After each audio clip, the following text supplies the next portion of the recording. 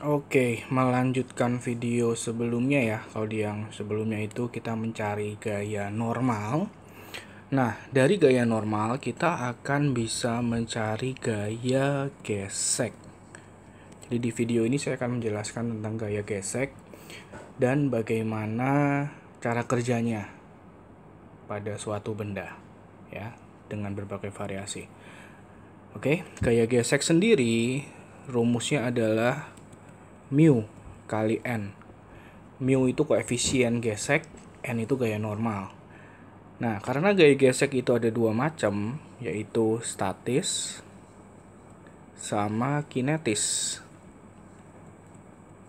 Kalau statis, Fs. Jadi mu-nya juga mu s kali n. Kalau kinetis, Fk. Mu-nya mu k kali n.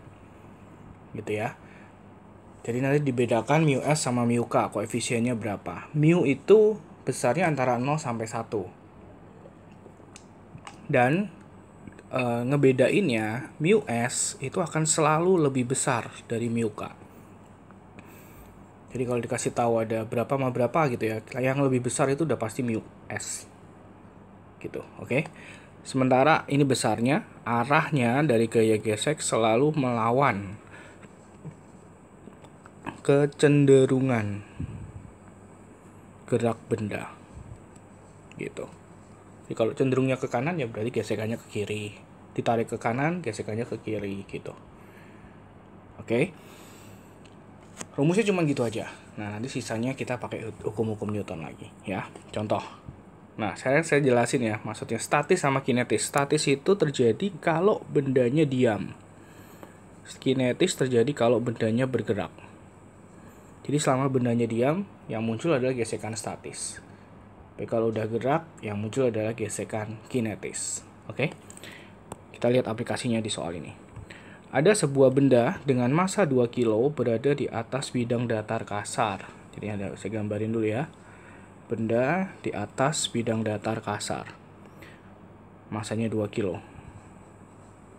Ada koefisien gesek masing-masing, ini yang statis, yang besar, ini yang kinetis. Ini mu s, ini mu k. Hitung gaya geseknya kalau ditarik. Jadi ada yang narik nih, gaya F. Dengan gaya 8 Newton, 10 Newton, 12 Newton. Oke. Pertama kita gambarin dulu gaya-gayanya selain si F. Dia punya massa, otomatis dia akan punya gaya berat. Lalu ada di tepi nempel sama permukaan lantai, akan muncul gaya normal ya. Karena ada gesekan ya, selalu cari dulu gaya normalnya. Jadi di sini kasus ini berarti sigma Fy sama dengan 0, n min W sama dengan 0, kita akan dapat n-nya. N-nya dari M kali G ya, 2 kali 10. Maka kita dapat n-nya 20 Newton. Nah, kita gesekannya berarti kan melawan ya. Cenderungnya ke kanan, gesekan akan melawan F kecil. Dari n, kita bisa cari dulu Fs sama Fk. Fs itu mu s 0,5 kali n. Jadi 10 Newton. Fk 0,3 kali n. 6 Newton. Oke, nah sekarang kita lihat cara kerjanya gaya gesek statis terutama. Ya. Jadi gaya gesek statis itu kan menahan supaya bendanya tidak bergerak, supaya tetap diam. Nah, 10 Newton ini adalah gaya gesek statis yang maksimum. Gitu. Jadi, gaya gesek statis itu akan fleksibel tergantung dibutuhinnya berapa. Jadi nggak harus 10 gitu. Jadi misalnya, kalau yang narik si F ini besarnya cuma 8, jadi untuk nahan 8 ke kanan itu cuma butuh gaya gesek statis yang 8 Newton gitu. Nggak boleh kamu isi 10. Karena kalau kamu isi 10 itu nggak masuk akal. Ditarik 8 kok munculnya 10, berarti malah mundur. Nggak bisa. Gitu ya.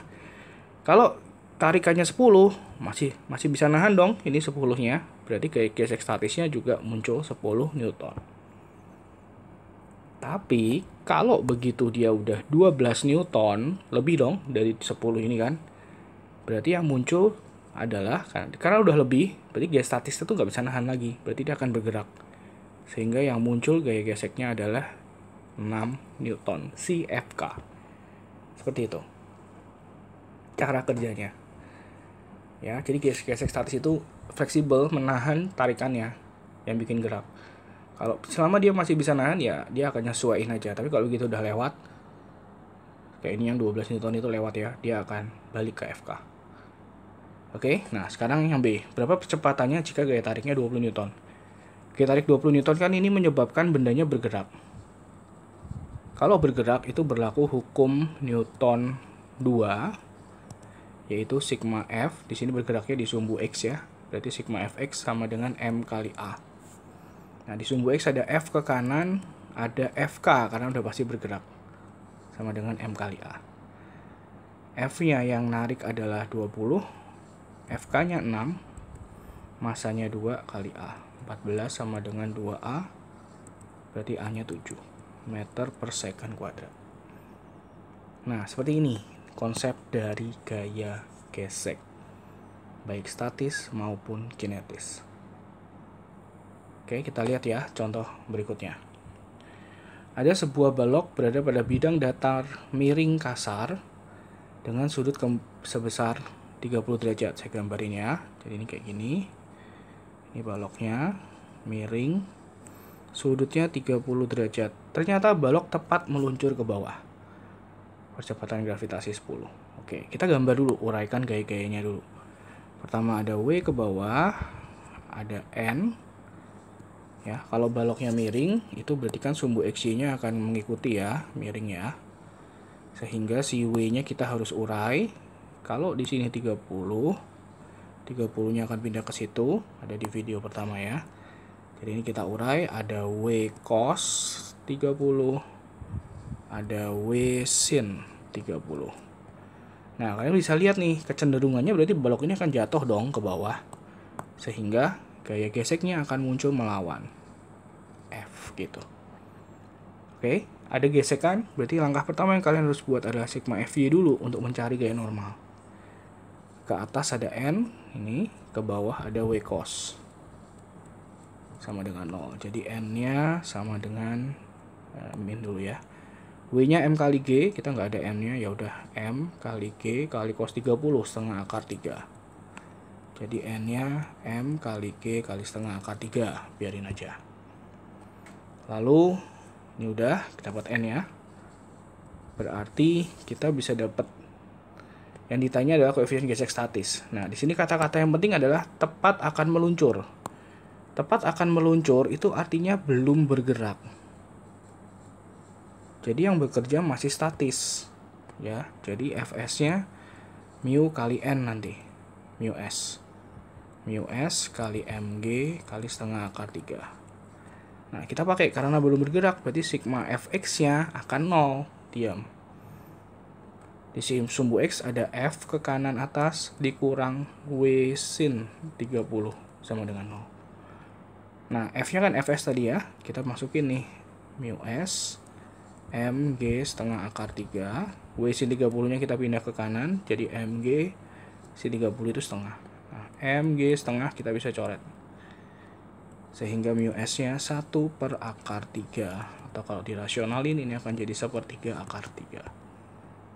Seperti itu kalau bidang miring. Oke ya, kita lanjutkan satu contoh lagi. Misalnya seperti ini. Ada sebuah benda diletakkan pada bidang miring kasar, ada mu S per 4, mu K per 5. Masanya 2 kilo.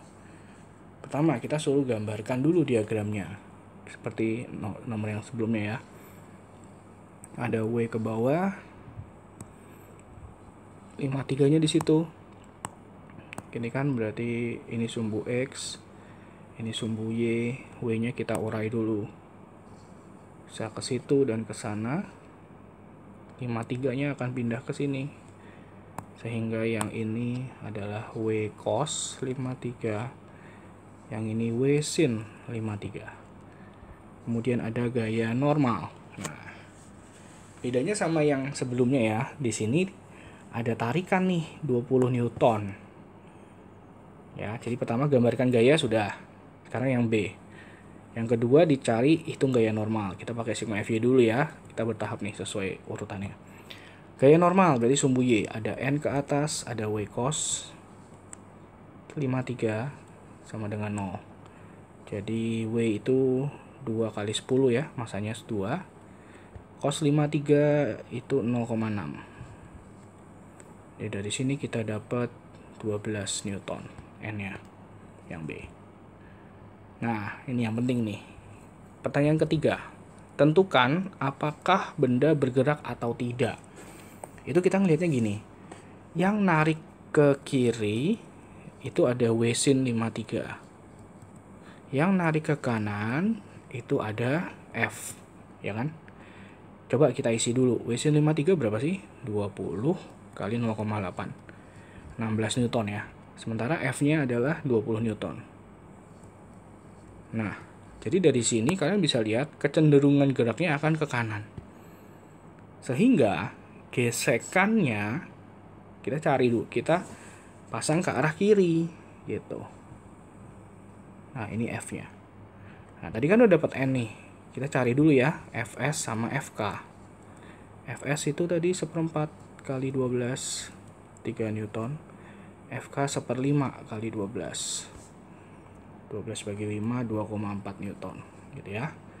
Nah, kita cek dulu kan, menentukan dulu ya, dia bergerak apa enggak. Jadi kuncinya ada di Fs ini, 3 Newton ini. Tadi karena dia geraknya ke kanan, berarti gesekan kan ada di sisi kiri ya. Sisi kiri kita harus tambahin Fs dulu. Tambahin 3. Ternyata dia besarnya 19. 19 sama 20. Berarti yang kanan lebih menang dong. Fs-nya nggak kuat nahan. Maka benda bergerak. Gitu. Karena nggak kuat nahan 20 Newton ya. Oke. Karena benda bergerak, yang D dia tanya besar dan arah geseknya mana. Kalau arahnya udah jelas, arahnya ke kiri bawah. Nah, besarnya berapa? Karena bergerak, berarti itu udah pasti si Fk, yaitu 2,4 Newton, bukan 3 Newton, karena kita udah tahu dia bergerak. Oke, itu yang pertanyaan keempat. Pertanyaan kelima, tentukan percepatannya berapa? Berarti kita pakai sigma Fx sama dengan M kali A, karena kan ini geraknya ke sana ya. Maka F dikurang W sin dikurang Fk sama dengan M kali A. F-nya 20, W sin itu kita udah hitung tadi 16. Fk-nya 2,4. Masanya 2 kali A. Coba kita hitung dulu ya. 20 kurang 16 kurang 2,4. 1,6 sama dengan 2A. Berarti A-nya 0,8 meter per second kuadrat. Oke, ini contoh-contoh soal yang berhubungan sama gaya gesek, baik statis maupun kinetis. Kalian harus pahamin cara kerja terutama yang statis. Bagaimana cara kerja yang statis nanti akan nyambung ke kinetisnya. Oke, semoga bermanfaat.